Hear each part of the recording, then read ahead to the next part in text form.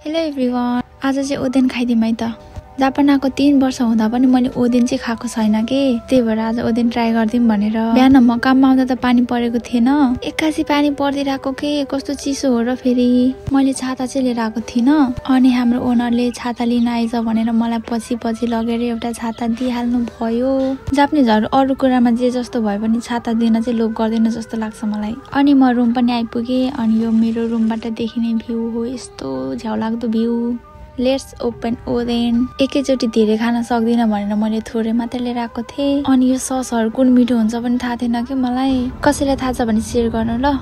यस्तो तातो तातो सुप देखेर त मबाट कन्ट्रोल नै भएन, यस्तो दामी थियो कि सुप चाहिँ। यो फर्स्टमा खाएको चाहिँ भित्र चिज टाइपको हुँदो रहेछ, तर तोरो होला सायद। अनि यो पोर्क ससेज भएको त मलाई लास्ट मन पर्यो। अनि कोही कोही हुन्छ नि, पोर्क भन्ने बित्तिकै मुख नाक आँखा सब खुम्च्याउने खालको मान्छेहरू।